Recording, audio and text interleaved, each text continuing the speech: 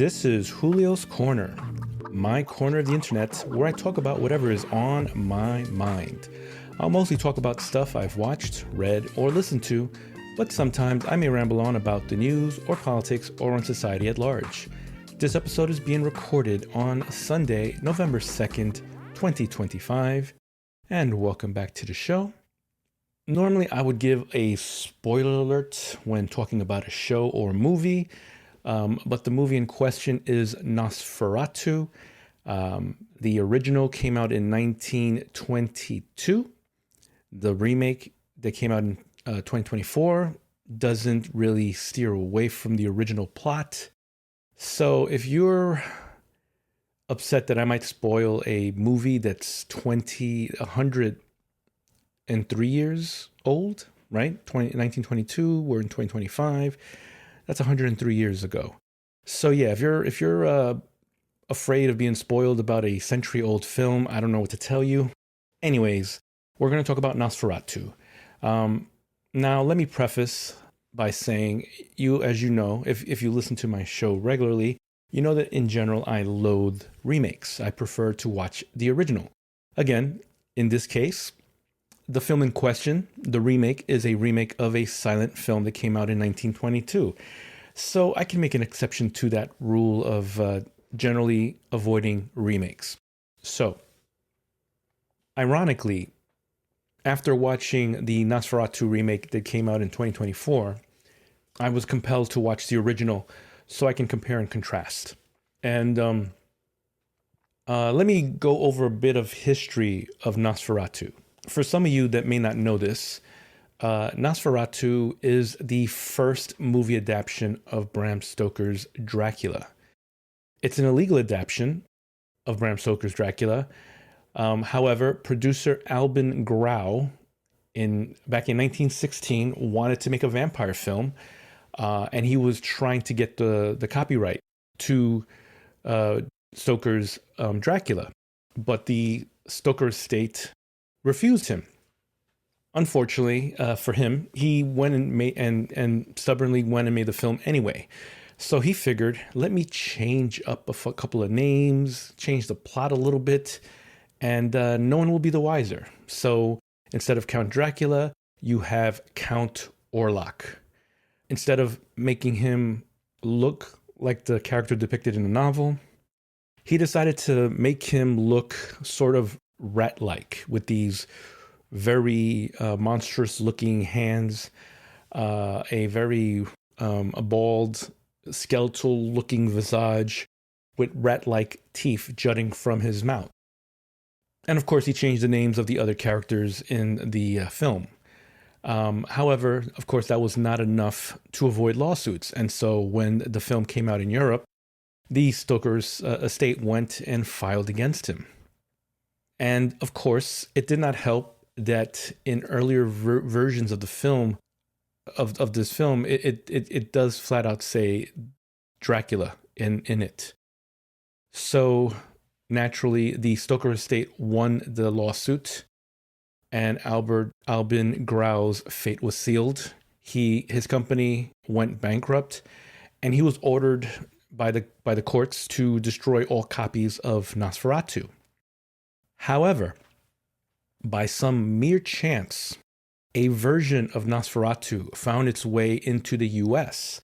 And in the US, because of a clerical error or copyright error, however you want to technically call it, by some error, the way Bram Stoker's Dracula was filed in the US, it was already in public domain by the time around this time period. So the film of Nosferatu, somehow a copy of it, made its way over shore, offshore to the US, and it started receiving screening, and it became very popular. And the Stoker estate could do nothing about it because in the US, Stoker's Dracula was already in public domain. So that is how the film survived to this day. Which is, for movie buffs, it's a good thing because a lot of vampire movies to this day are inspired by the by Nosferatu. and it's considered by some to be one of the greatest Dracula movies ever made.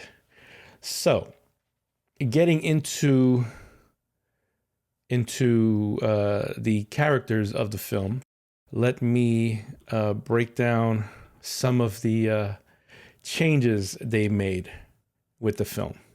So as I already mentioned, you have Count Orlok instead of Count Dracula. That's the first change.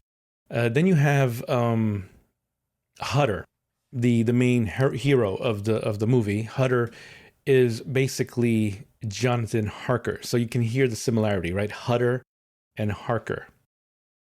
Hutter is happily married to his wife, Ellen, who represents Mina in the novel. But of course, the difference being Mina in the beginning of the novel, he's just Jonathan's fiance. She does later marry later on in the novel, but you first meet Mina as Jonathan Harker's fiance. So that's one change in the plot. The names and their happenstance. The other characters in the film, you have, I'm just going over the IMDb list. So you have Hutter's friends, Ruth and Harding, who are shipbuilders in the movie Nosferatu. They are basically the characters that they represent in the original novel of Dracula would be Lucy Westenra and Arthur Holmwood. Though the difference between the movie and the novel, of course, is that the Hardings are siblings. I'm talking now. Now we're talking the silent film. We're not talking about the remake. So, because the remake also makes some changes, which I'll get into when I go into the remake. So you have the Hardings, which are brother and sister, who are friends of Thomas Hutter, which are basically Lucy Westenra, who's Mina's friend, and Arthur Holmwood, who's Jonathan Harker's friend. And of course, Van Helsing, the famous Van Helsing, he's represented by a professor of the occult and biologist. He has a different name between the silent and the remake. Oddly enough, the remake is, which makes, and in some ways it makes sense, because when the silent film was made, they were trying to avoid lawsuits, whereas now Bram Stoker's Dracula is public domain worldwide, so there's no longer any need to worry about lawsuits. So you can definitely adapt a lot of the plot points of Dracula more accurately without fear of copyright flags. But as I was saying, let me go to my notes. My notes are probably clearer in this case. Yes, so Professor Bulwer, the professor in some university in the silent film, they don't really go into detail, and he plays a really, really minor role in the film, just to talk about the occult and give some credence to the possibility of vampires and whatnot. And the way he was doing it was with exhibitions of Venus flytraps and some other type of plant life or cellular life, single cell creatures, to just give credence that if we have these type of beings in plants, it's not so far-fetched to think that vampires exist, that kind of thing. So he plays a really, really small minor role in the silent film, unlike, of course, the original Dracula, where Van Helsing is definitely more of a guidance, a mentor, and help to kill off Dracula. So you have those two. You have those four characters, plus Orlok, as I mentioned, who's Dracula, and of course you have Renfield. Their version of Renfield is Knock, the real estate agent, who becomes who's apparently, he met Orlok at some point in time, and he became his servant, so to speak, which is what Renfield is in the novel. So those are some of the slight changes. Now, what other changes did they do in the different? So another change is Thomas Hutter is a real estate agent working for Knock, whereas Jonathan Harker was legal counsel, and he went to Transylvania to help go over some legal matters with Dracula. So in Nosferatu, you have Thomas Hutter going over to Transylvania. They don't even change the name of the country he went to. He flat out went to Transylvania, which is, if you're trying to avoid lawsuits, you can't use the same country that Dracula comes from. But anyway, Count Orlok is from Transylvania.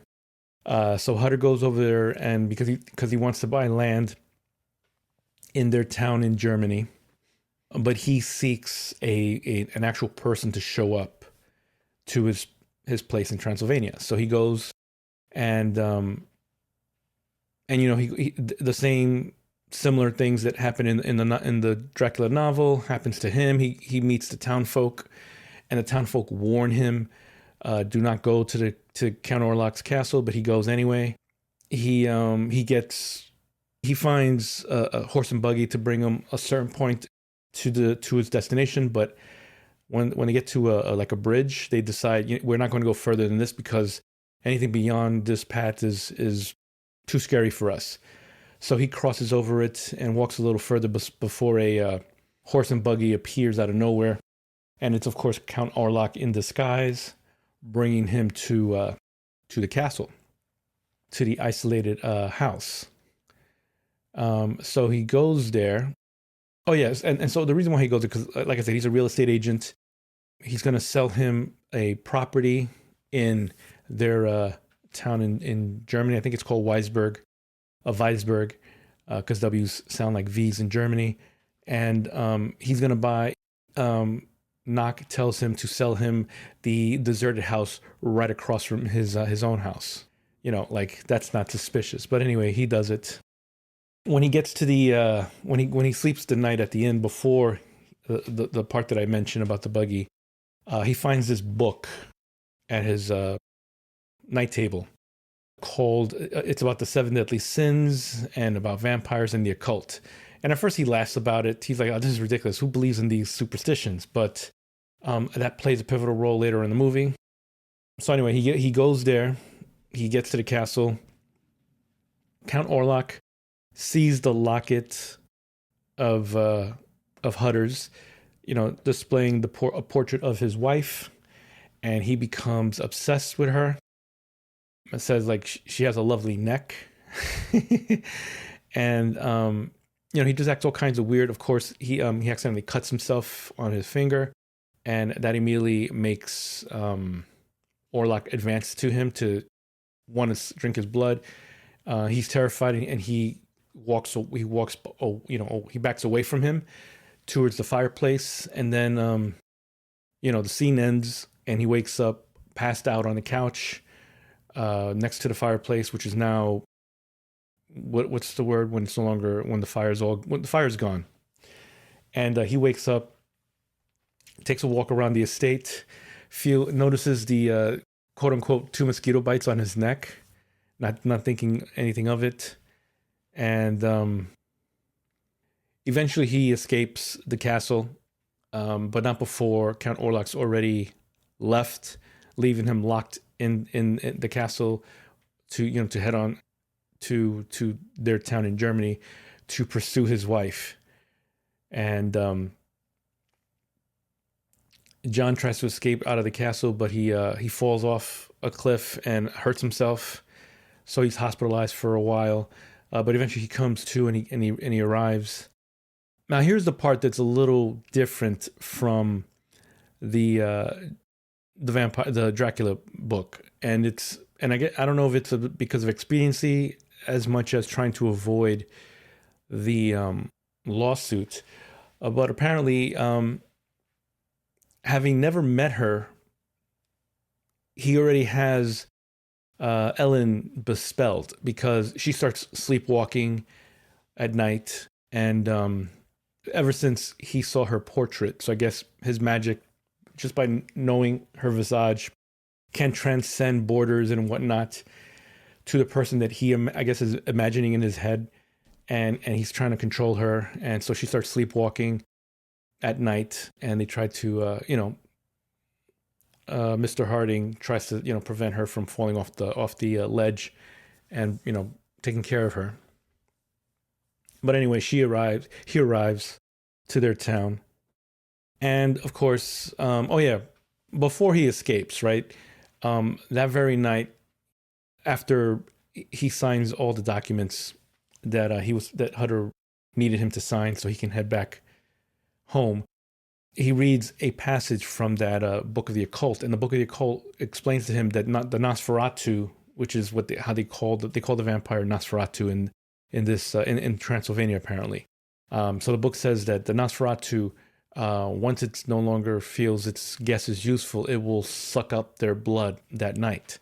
And so, of course, reading this and him fearing for his life, thinking that the Nosferatu Count Orlok might very well be a Nosferatu, looks out into the hallway of his bedroom, and he sees Nosferatu staring at him in the darkness down the hall, and then he's petrified, and he just tries to crawl into his bed and cover himself with blankets. Like, how's that going to protect you? But he does that.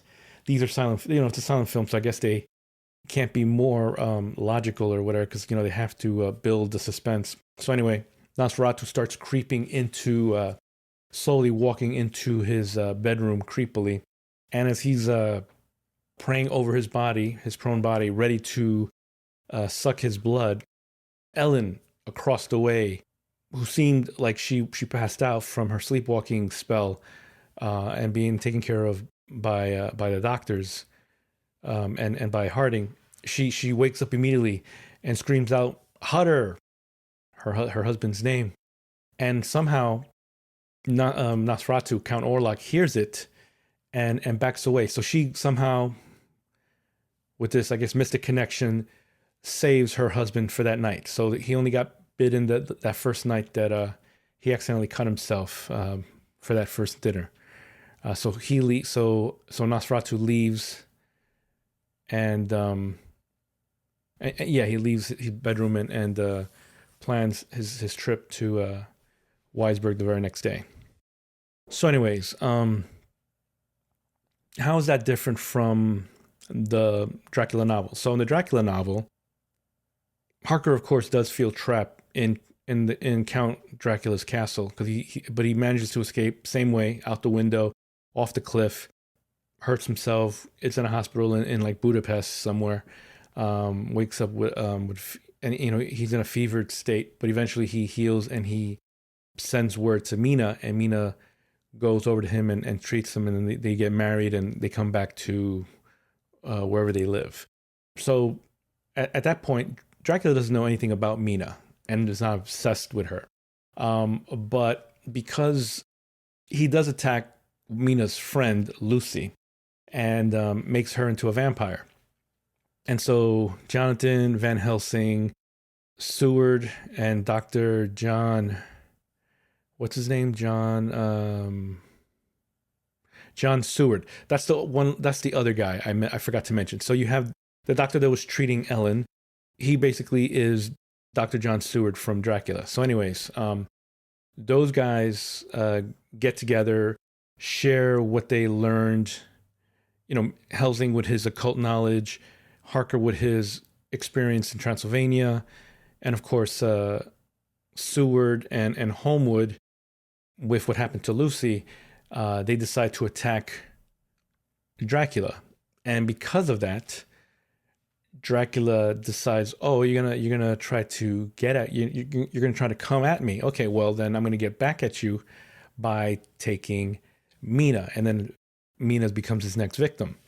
So that's the difference. In Dracula, he only goes after Mina Harker as revenge to Jonathan Harker for going after him, for antagonizing him. Whereas in Nosferatu, he becomes obsessed with Ellen and pursues her out of his own obsession. So that's that's the change. That's the other change in the plot of Nosferatu and Dracula. So where was I?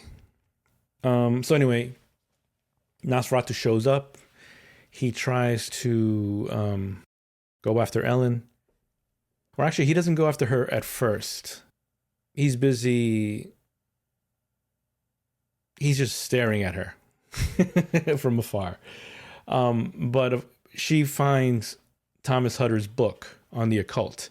And the book tells you how you can kill a Nosferatu. And the way you kill him is you have to have an unsuspecting, you have to basically sacrifice a virgin maiden and let him be distracted with her to the point that he forgets the sun from coming up. Because if he stays with the fair maiden until after the first cock crow, he won't be able to escape the sunrise, and that'll kill him.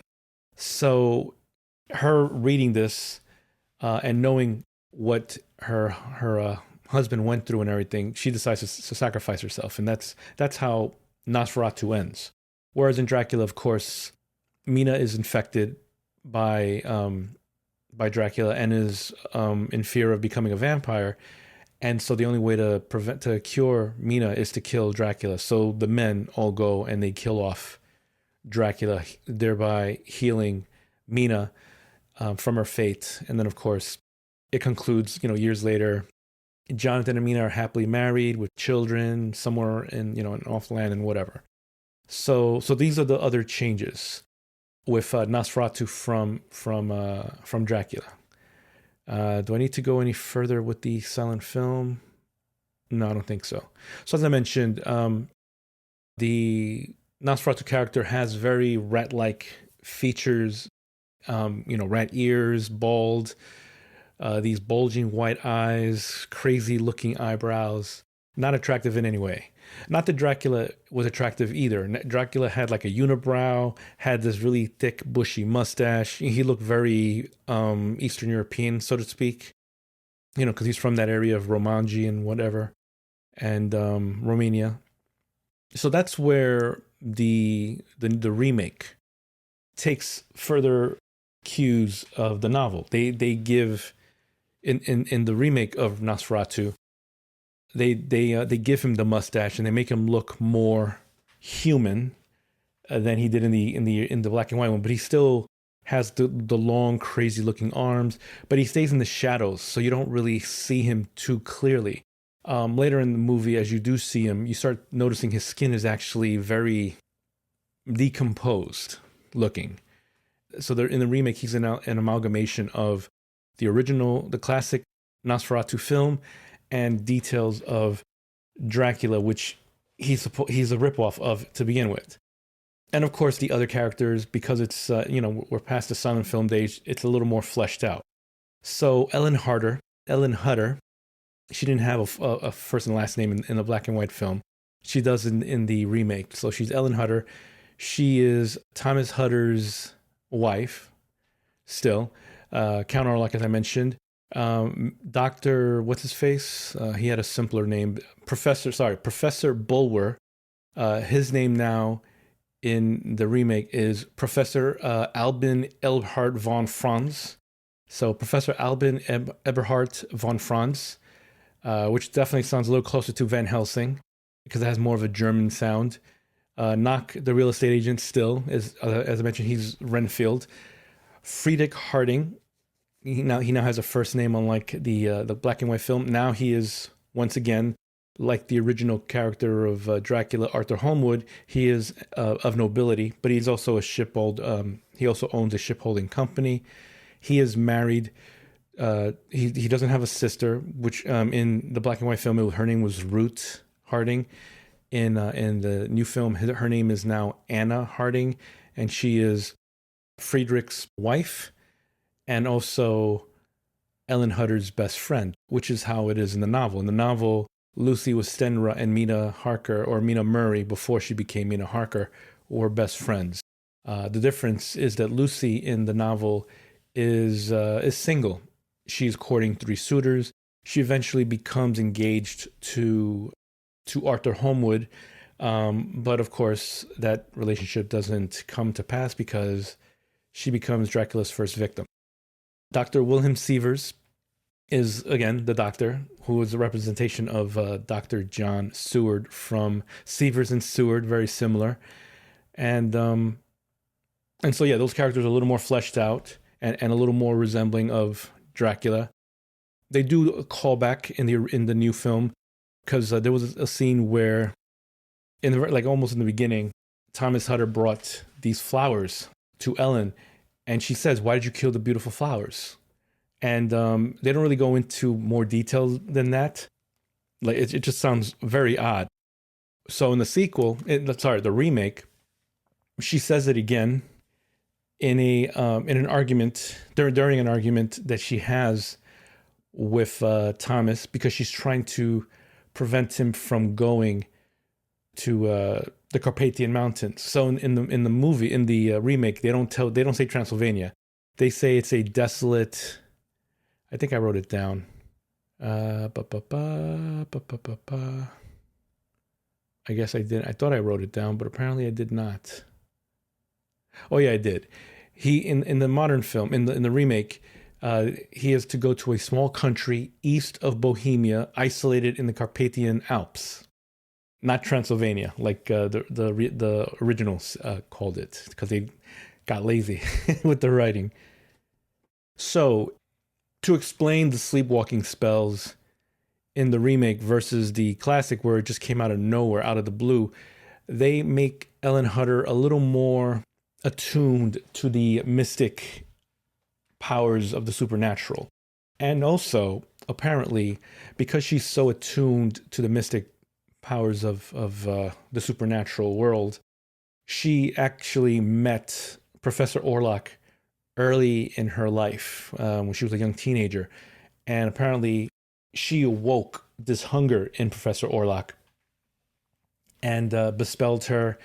And they met in a forest at one point in her teen years, and they made a union, so to speak, not to get too graphic, but basically, she gave up her virginity to him and pledged an oath to him to be bound to him in the future because she is not of the world of humans, according to Professor Orlok.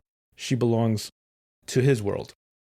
And so she always had these fits, sleepwalking, seeing things through Count Orlok's eyes. Like, so whenever he kills someone, she sees him doing it and feels it and like somehow is absorbing the blood as well. She's attuned to him because like of their union. But then she met Thomas and those spells seem to fade away and now she's happily married to him. And so because of this, knowing where he's going and who he's going to, he already, because he can sense Orlok's machinations. Because again, she's attuned to him. So she keeps trying to tell him, do not go. This is not going to bode well for us. Who cares about the commission you're going to make from this cell? It's not worth our life. Thomas dismisses it as just women being whimsical and superstitious. This is Victorian era England or Victorian era Europe, so 1800s. So women are flights of fancy. They're fanciful creatures. They're not men of science and logic like he is. So he doesn't take her warning seriously and heads off. Before he leaves, she cuts a locket of her hair to put it in his little locket and go on to Count Orlok. And of course, in this film, Count Orlok sees the locket on his belt, knows who it is, demands to see the locket. As soon as Thomas gives it to him, he immediately inhales it because he notices Ellen's hair in it, strand of hair. And so he starts inhaling it the smell of lilacs. Because that's how she smells apparently. I guess she bathes in lilac flowers or whatever. And is and doesn't return the locket to Thomas, unlike in the original. Because he knows who Ellen is because they've met.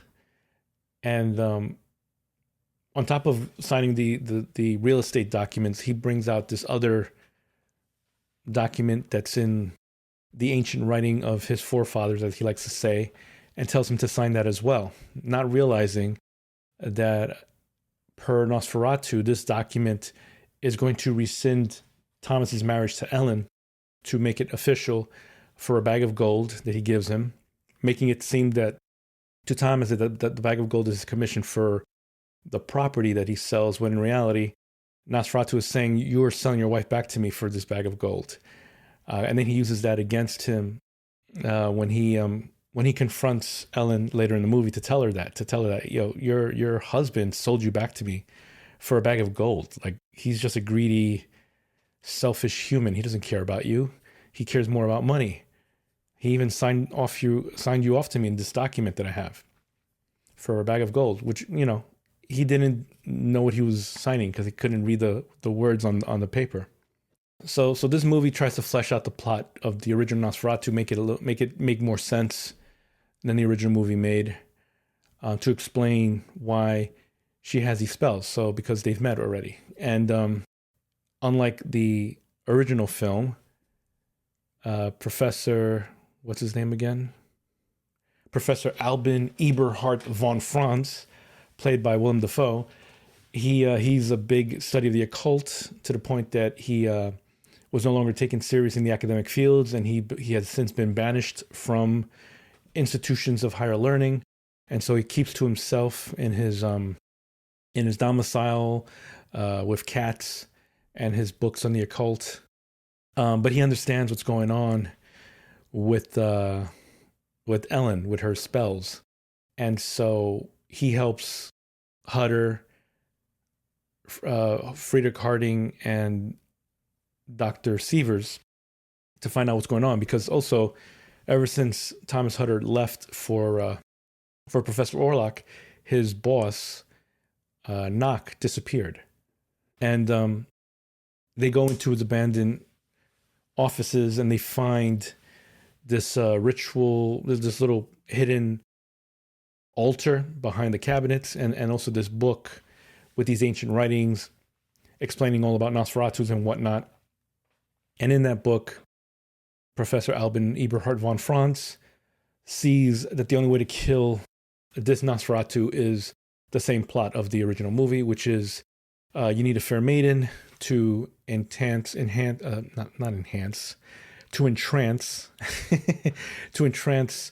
Nosferatu and keep him from going to his sacred soil before the first cock crow.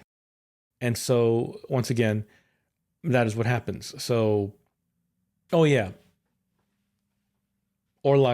now that he moves to this town, he, of course, meets up with Ellen and warns her, I'm giving you 3 nights to finally give yourself back to me.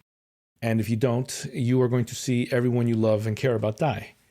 And he starts by killing off her best friend, Anna Harding. Well, no, he makes her sick. And of course, naturally, her husband, who refuses to see the superstition, just thinks it's just a plague going on because she got bitten by rats. Not realizing that's Orlok's familiars. He comes wherever he goes, he sends his rats out to spread the plague among the land that he's trying to dominate. So yeah, Friedrich Harding refuses to see. In this case, he doesn't think it's reason. It's just your superstitious nonsense. It's not science. It's not logical. But anyways, he warns Ellen, and Ellen, of course, is like, no, I'm not going to go to you. I am devoted to my husband. So the next night, he then goes back to Friedrich's house, puts him to sleep with a spell, and then goes off and kills their kids. In this film, they have kids. So he kills off the kids first. Anna Harding was able to startle awake because he heard the screaming of her kids. And by the time she reaches the bedroom, it's too late. He went and killed them. And then he kills her. So now Friedrich is without family. All his everything he loves is gone. His kids and his wife are dead because he refused to believe that Orlok is the demon so to speak, that's causing all this suffering in the land.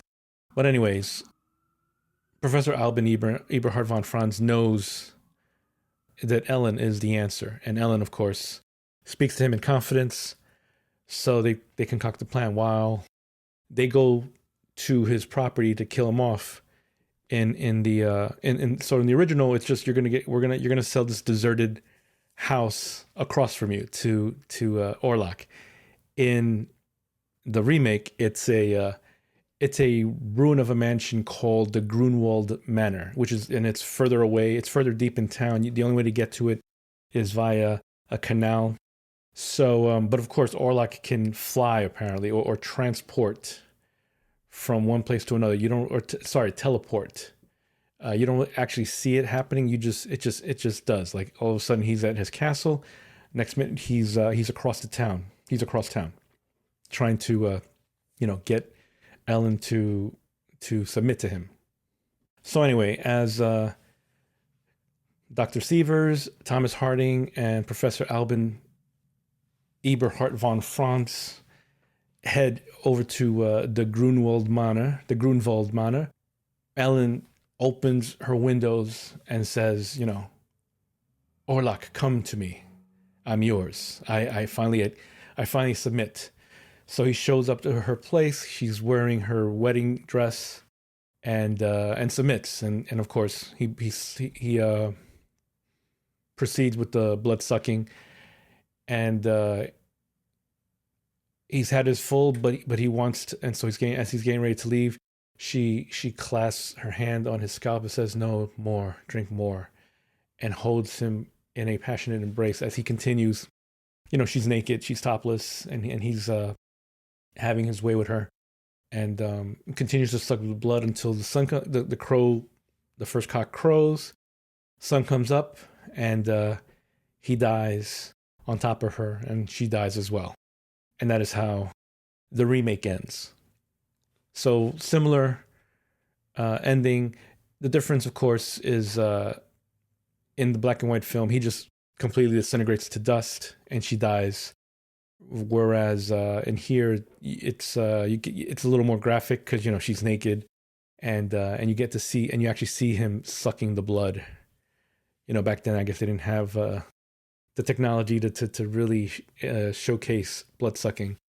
They just had him in the dark over the actress that played Ellen in the black and white film until the sun came out, and then he just disappears into dust. And here you see him burning up a little bit, and then laying on top of him with a very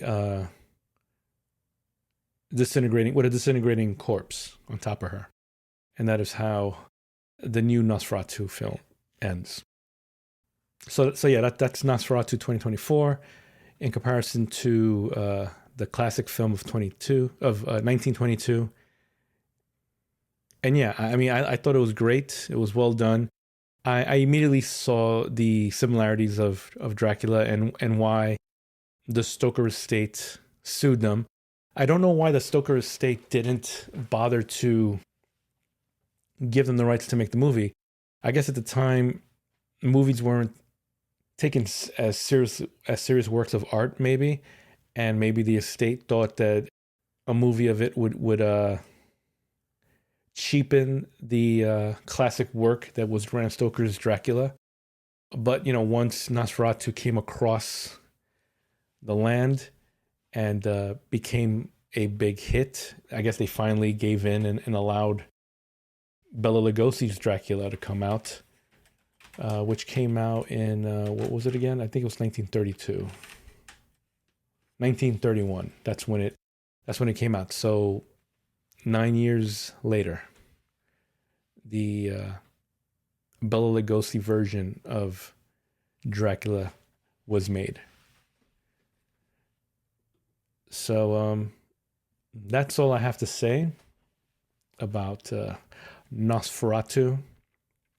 The one other thing that I found cool, which I mean, it's a ripoff of Dracula, so naturally it's going to mirror a lot of the symbolism and metaphors. Though in Nosferatu's case, they really hit it hard, and that is the symbolism of the plague. Because I'm sure around that time, there were a lot of plagues happening. And of course, it's because hygiene was bad in those days and they didn't have a proper sewage system. And especially in the poor parts of town where you have, horse droppings everywhere and just sewage water everywhere. And again, no hygiene. People didn't take baths on a regular basis. At most, they took baths like once a year or some nonsense like that. Hence that old phrasing, don't throw the baby out with the bathwater, because by the time the baby's getting clean, the water's black with grime from the previous people that took a bath before them. So don't throw the baby out with the bathwater is a saying that comes from that time period, the Middle Ages and the Victorian era. So yeah, not having hygiene and having plagues happen because of it.